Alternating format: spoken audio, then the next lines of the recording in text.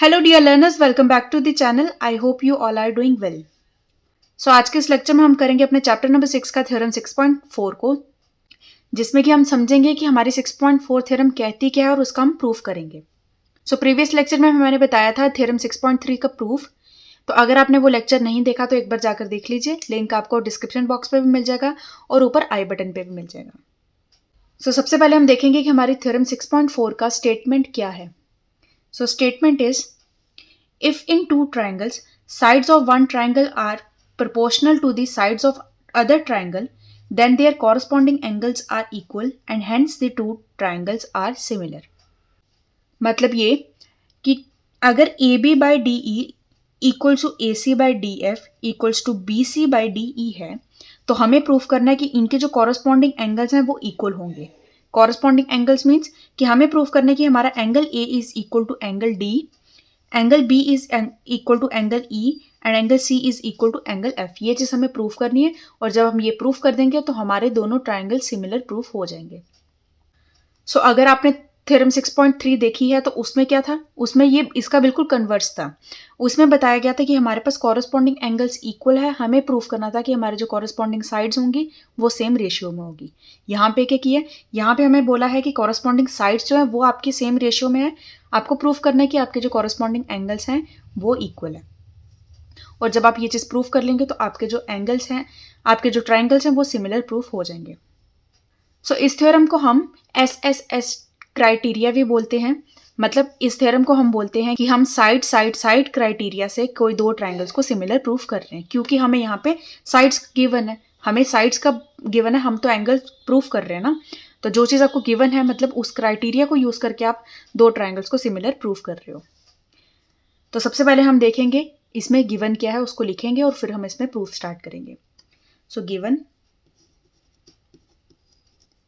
हमें यहाँ पे गिवन है कि जो दोनों ट्राइंगल्स की जो साइड्स हैं वो सेम प्रोपोर्शन में है। Means A B by D E equal to A C by D F equals to B C by E F. ये चीज़ हमें गिवन है। हमें प्रूफ क्या करना है, टू प्रूफ हमें प्रूफ करना है कि angle A is equal to angle D, angle B is equal to angle E and angle C is equal to angle F. ये चीज़ हमें प्रूफ करनी है। अब हम इसको प्रूफ कैसे करेंगे, कंस्ट्रक्शन से। जैसा कि हम सभी थ्योरम्स में करते आ रहे हैं कंस्ट्रक्शन, इसमें भी हम वही करेंगे। तो कंस्ट्रक्शन हमें क्या करनी है, कंस्ट्रक्शन सेम वैसे जैसे हमने थ्योरम 6.3 में की थी। हम यहाँ पे डी ई लाइन पर एक पॉइंट लेंगे P and D F line पर एक पॉइंट लेंगे Q, सच दैट हमारा डी पी जो है वो ए बी के इक्वल होगा एंड डी क्यू जो है वो ए सी के इक्वल होगा। सो हम इस पी क्यू लाइन को बना लेते हैं पी और पी क्यू पॉइंट को ज्वाइन करके। ठीक है, तो हम इसको लिख लेते हैं, take a point P on D E and Q on D F and join P Q such that dp is equal to ab and dq is equal to ac। ठीक है, अब हम स्टार्ट करेंगे अपना प्रूफ। सो proof, सो जो चीज़ हमें given है हम उसी को यूज़ करके सबसे पहले इसका स्टार्ट करेंगे। हमें यहाँ पे गिवन है कि A B by D E जो है वो A C by D F के इक्वल है and B C by E F है, सॉरी ई एफ के इक्वल है। तो यहाँ पे हम कोई दो रेशियोज ले लेंगे, A B by D E ले लेते हैं equal to A C by D F. So हमें पता है given that A B by D E is equal to A C by D F. तो इससे हम ऐसा लिख सकते हैं कि D P by D E equal हो गया हमारा D Q by D F के, क्योंकि हमारा ए बी जो है वो इक्वल है डी पी के एंड ए सी हमारा डी क्यू के इक्वल है। अभी हमने बाय कंस्ट्रक्शन किया ये चीज़। ठीक, तो हमें क्या पता चल गया कि D P by D E जो है वो इक्वल है D Q by D F के। अब इसको डायग्राम पे देखते हैं। हमने बोला D P by D E equal है D Q by D F के। क्या आपको ये देखकर कुछ याद आ रहा है? हमने पढ़ा था कन्वर्स ऑफ बीपीटी, जिसमें हमें बोला गया था कि अगर किसी ट्राइंगल की दो साइड्स का जो रेशियो है वो सेम आ रहा है, मतलब D P by D E equal आ रहा है D Q by D F के, तो जो दो पॉइंट्स जो इन दोनों लाइंस को कट कर रहे हैं वो दोनों लाइन से ज्वाइन करने वाली जो लाइन है वो थर्ड साइड के पैरेलल होगी। मीन्स कि पी क्यू हमारा पैरेलल है ई एफ की, ये हमें क्लियरली इधर से पता चल रहा है। सो हम यहाँ पे लिख लेंगे therefore P Q is parallel to E F, reason by BPT. So अब एक बार डायग्राम देखते हैं। ये है हमारा ट्राइंगल जिसमें हमने अभी भी प्रूफ किया कि हमारा जो पी क्यू लाइन है वो पैरेलल है ई एफ के। अब आप बताइए कि अगर आपके पास दो लाइंस पैरेलल है और थर्ड लाइन कोई इसको इंटरसेक्ट करती है तो एंगल पी एंगल ई के इक्वल होगा and angle Q angle F के इक्वल होगा, कॉरस्पॉन्डिंग एंगल्स। तो हम ऐसा कह सकते हैं कि हमारा एंगल पी जो है वो एंगल ई के इक्वल है and angle Q angle F के इक्वल है। तो हम लिख लेंगे angle P is equal to angle E and angle Q is equal to angle F. Reason corresponding angles. ठीक है। अब अगर आपको किसी ट्राइंगल के दो एंगल्स जो हैं वो इक्वल पता चल रहे हैं तो हम इसमें बाय ए क्राइटेरिया ये चीज बोल सकते हैं कि हमारे जो ट्राइंगल डी पी क्यू है वो सिमिलर हो जाएगा ट्राइंगल डी ई एफ के।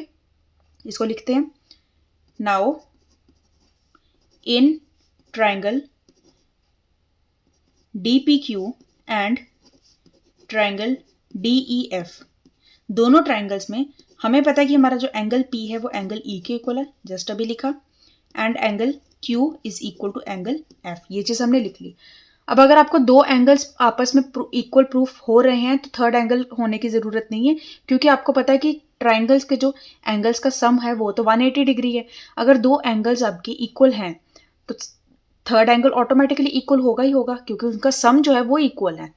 तो इसका मतलब हमारा थर्ड एंगल जो ऑटोमेटिकली इक्वल प्रूफ हो जाता है, उसे हमें करने की ज़रूरत नहीं है। तो हम सिर्फ इन दोनों एंगल्स के बेसिस पे बोल सकते हैं कि हमारा जो ट्राइंगल डी पी क्यू है वो सिमिलर हो गया ट्राइंगल डी ई एफ के। और रीजन हम बोलेंगे ए क्राइटेरिया। ये क्राइटेरिया कहाँ से आया? हमारे थ्योरम 6.3 से, जिसमें हमें बोला गया था कि हमारे कॉरस्पॉन्डिंग एंगल्स इक्वल हैं तो प्रूफ करना है कि हमारे ट्राइंगल सिमिलर हैं। तो हमें यहाँ पे यही है, एंगल हमें इक्वल पता है, हमने प्रूफ कर दिया कि हमारे जो ट्राइंगल्स हैं वो सिमिलर हैं। नाउ अगर हमारे ट्राइंगल सिमिलर हैं इसका मतलब हम यहाँ पर बीपीटी का यूज कर सकते हैं। तो हम यहाँ पे लिखेंगे अगर हमारे ट्राइंगल सिमिलर हैं इसका मतलब इनकी जो रेशियोज होंगी साइड्स की वो इक्वल होंगी। तो हम ये वापस लिखेंगे ये चीज, therefore D P by D E equal होगा D Q by D F equals to P Q by E F. अब ये चीज तो हम पहले क्वेश्चन के स्टार्ट में कर चुके हैं कि D P by D E जो है वो D Q by D F है ना। लेकिन अब इस बार हमने इसे नहीं देखना, हमें देखना है इसे। हमारा मेन फोकस है P Q and E F line का, क्योंकि हमें यहाँ पे प्रूफ करना है कि हमारा जो पी क्यू लाइन है वो बी सी लाइन के इक्वल है। ठीक, तो हम इस बार इस रेशियो को लेंगे। सो मैं करूंगी इस और इस रेशियो को यूज।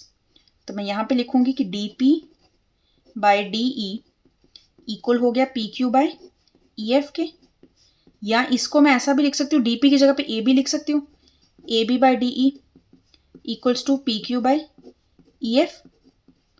क्यों? क्योंकि हमने अभी कंस्ट्रक्शन से लिखा कि हमारे जो डी पी है वो ए बी के इक्वल है। ठीक है, अब ये मैंने क्यों लिखा? क्योंकि यहाँ पे हमें यूज होगा हमारा गिवन वाला पोर्शन। हमें गिवन है कि हमारे जो A B by D E है वो B C by E F के इक्वल है। ठीक, तो हम यहाँ पे लिखेंगे also A B by D E equal to B C by E F.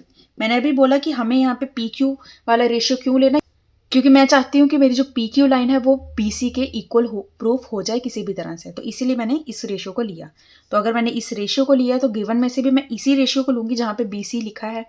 तो मैंने क्या किया, A B by D E is equal to B C by E F, ये चीज़ हमें गिवन है। तो इसको दे दो इक्वेशन नंबर 1 एंड इसको दे दो equation number 2। So from first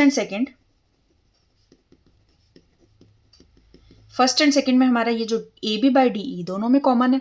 इसका मतलब हम कह सकते हैं कि B C by E F equal हो गया हमारा P Q by E F के।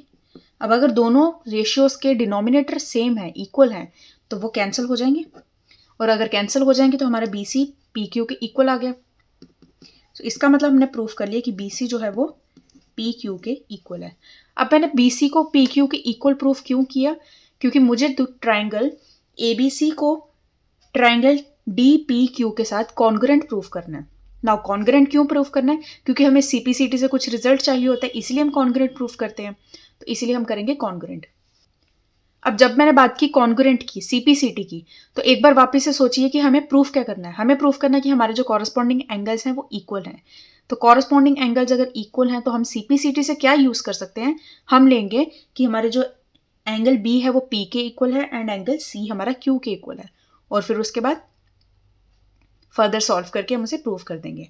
तो हम पहले इतना करते हैं। सो हम लिखेंगे now in triangle A B C and triangle D P Q. अब इन दोनों में हमें क्या क्या गिवन है, हमारी साइड ए बी जो है इक्वल है डी पी के एंड साइड ए सी जो है वो इक्वल है डी क्यू के। ये चीज़ हमें कहाँ से पता चली, by construction. And B C हमारा इक्वल है पी क्यू के, ये कहाँ पता चला, अभी हमने प्रूफ किया, प्रूफ्ड अबव। ठीक है, इसका मतलब साइड एसएसएस क्राइटेरिया से हमने कॉन्ग्रुएंट प्रूफ कर लिया। तो हम लिखेंगे therefore A B C triangle is congruent to triangle D P Q and reason by SSS. तो हमें कॉन्ग्रुएंट क्यों करना होता है, हमें कुछ चाहिए होता है, हमें सीपीसीटी से कुछ लेना है, इसलिए हमें कॉन्ग्रुएंट करना है। तो हमें क्या लेना है, हमें लेने हैं एंगल्स। तो हम लिखेंगे यहाँ पे angle B is equal to angle P, angle C is equal to angle Q and angle A is equal to angle D. ये चीज़ हमने कहाँ से ली, बाय सीपीसीटी से। ठीक, अब हमने ये चीज़ ले ली। अब हमें याद करना है कि हमने एंगल वाली चीज़ को पहले भी अभी प्रूफ की थी। हमने प्रूफ किया था कि हमारा जो एंगल पी है वो ई के इक्वल है एंड एंगल क्यू जो है एफ के इक्वल है, जब मैंने बताया था कि पी क्यू लाइन हमारी ई एफ के पैरेलल है। तो बस उसी को यूज़ करेंगे। तो हम यहाँ पे लिख लेते हैं also angle P is equal to angle E and angle Q is equal to angle F.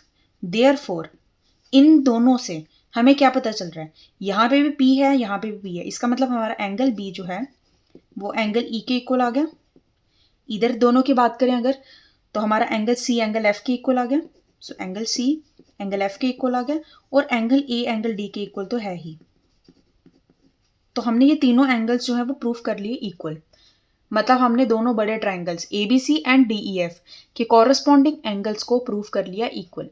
इसका मतलब हमने दोनों ट्राइंगल्स को सिमिलर प्रूफ कर लिया। तो इसका मतलब हम लिखेंगे therefore triangle ABC is similar to triangle DEF।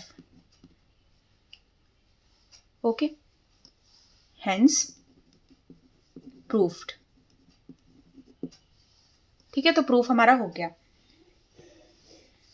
So I hope आपको ये समझ आया होगा। अगर आपने थ्योरम 6.3 की होगी, उसके अगर आपको पूरे स्टेप्स थोड़े समझ आए होंगे, तो ये बिल्कुल उसका कन्वर्स ही है। सो अब इस थ्योरम से हमें क्या पता चला कि अगर आपको कभी दो ट्राइंगल्स के जो कॉरस्पॉन्डिंग साइड्स का जो रेशियो है वो गिवन है कि इक्वल है, तो हम सिर्फ उतने से रिजल्ट से भी कह सकते हैं कि हमारे जो दोनों ट्राइंगल्स है वो सिमिलर होंगे। ठीक है, क्योंकि अगर आपको एक चीज़ पता है, अगर आपको साइड्स का रेशियो पता है कि वो इक्वल है, तो आप एंगल्स को कॉरस्पॉन्डिंग प्रूफ कर सकते हैं। वो आपने अभी किया। तो दोनों चीज़ों को प्रूव करने की ज़रूरत नहीं है। एक चीज़ अगर आपको पता है तो उससे भी आप कह सकते हैं हमारे ट्राइंगल सिमिलर हैं। अगर मैं 6.3 की बात करूँ, वहाँ पे हमें कॉरस्पॉन्डिंग एंगल्स गिवन थे, तो सिर्फ उतने से रिजल्ट से भी हम बोल सकते हैं कि हमारी जो साइड्स हैं, हमारे जो ट्राइंगल्स हैं वो सिमिलर हैं। ठीक है, सो इस क्राइटेरिया को हम बोलते हैं एसएसएस क्राइटेरिया, क्योंकि यहाँ पे हमें साइड्स का कॉन्सेप्ट गिवन था, हमें साइड्स के रिलेटेड इन्फॉर्मेशन गिवन थी, हमने तो एंगल्स को प्रूफ किया। तो जो चीज़ गिवन होती है उसको हम यूज़ करते हैं सिमिलर प्रूफ करने के लिए। सो आई होप आपको ये समझ आया होगा अच्छे से। अगर आपको ये समझ आया है so do hit the like button and also subscribe my channel for upcoming videos. So till then take care, bye bye, thank you so much.